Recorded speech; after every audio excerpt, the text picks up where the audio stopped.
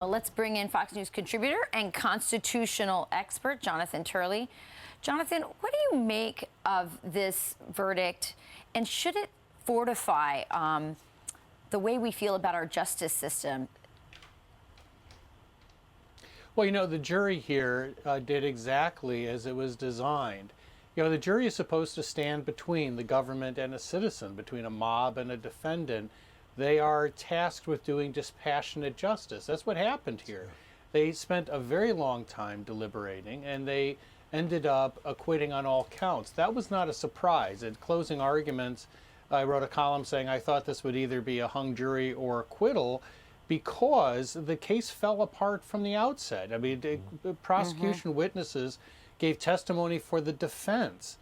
And ultimately, I think that the prosecution had very little credibility with this jury. It said that the jury would see things that it didn't see. It said that it would show that that Rittenhouse chased Rosenbaum down the street and shot him in the back. That was untrue.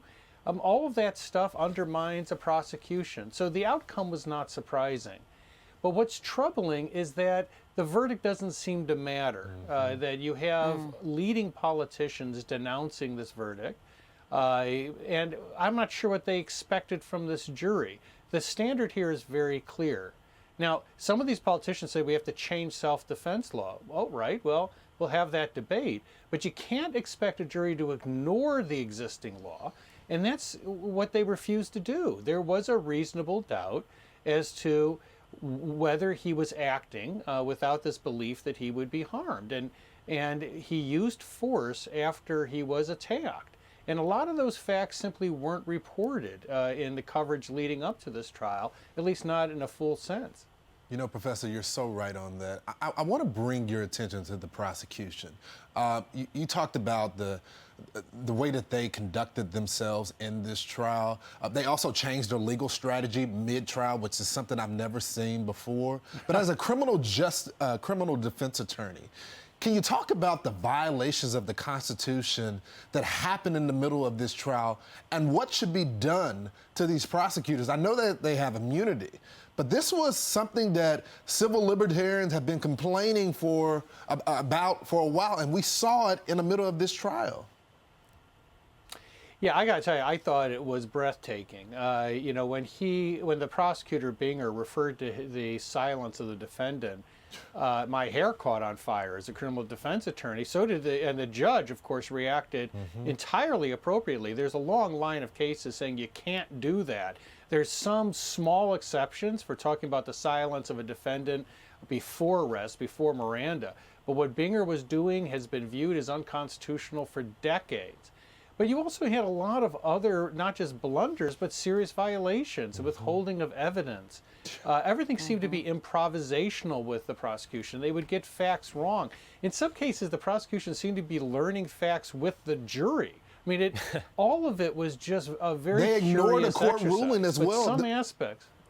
Professor, they ignored a court ruling from the judge. The judge gave them specific instructions of what not to do. And he just blew right through the judge, and the judge admonished them as well. Oh, yeah. I mean, the thing is, everyone was talking about, oh, my gosh, this judge got so upset. I've been in front of judges who would have just held the prosecutor in contempt. Right. I mean, a lot of judges would have dismissed that trial. I think this judge wanted to go to verdict, wanted to bring closure to the case, and ultimately the jury did precisely that. But what's really, I think, alarming is how much has changed with this case. There was a time when politicians uniformly, almost like a mantra, said the jury has spoken, we can disagree with it, but we have to respect it. Instead, you have President Biden, when he was a candidate, coming out within a couple days calling the defendant a white supremacist. He then came out after this verdict and said that he was angry. Those are things that just fuel the rage in our society. I mean, we've become a country addicted to rage. And, you know, you can't have doubt. You know, rage doesn't allow doubt. And so you have all of these figures on television in the last 24 hours just fueling this distemper in our country. Jonathan, I think we've become a country addicted to lies as well, and the lies continued after the verdict. Let's just take a look at a few. Here's Congresswoman Cori Bush. She says, the judge, the jury, the defendant, it's white supremacy in action. The governor of California, Gavin Newsom, you can break the law, carry around weapons built for a military, shoot and kill people and get away with it. That's the message we've just sent to armed vigilantes across the nation. Former governor of New York, Andrew Cuomo, which it's worth noting now does not have governmental immunity for his words.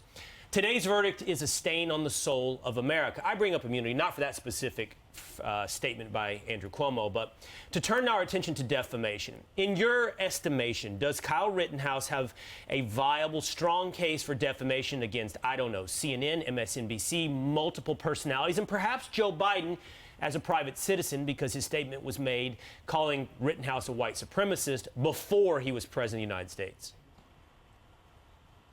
Well, first of all, with regard to Governor Cuomo, I expect he wants impartial justice when he faces criminal charges exactly in right. court. So I doubt Right. he would want this form of mob justice that he's advocating for applied to his own case. But in terms of defamation, it's going to be challenging. People, I think, are saying that this is a lead pipe cinch of a case. When people called Rittenhouse a white supremacist, that's not true. I mean, the thing is, it's difficult to bring a defamation case on terms like that. It was difficult even for Sandman. Those types of charges were thrown out in the Sandman case because courts viewed it as, those counts, I should say, were thrown out because courts view it as opinion. It's false. It's outrageous. What President Biden said was reckless and irresponsible. But courts give really wide berth to people commenting on cases of major public interest. Now, that doesn't mean that there might not be defamation here. There's a lot of different statements that were made, and I certainly agree that he was really injured and treated unfairly by the media. But I don't want people to assume that this is going to be as easy as has been suggested. It's going to be a very difficult effort, at least with being called a white supremacist. There were other very factual misstatements or false statements made that they can pursue. This is a target-rich environment because the media got this story so wrong. Right. And so I think they're going to have to sort of filter through these and see what is actionable, what's not. He has 1 to 2 years, usually, for a defamation case to bring it under the statute of limitations.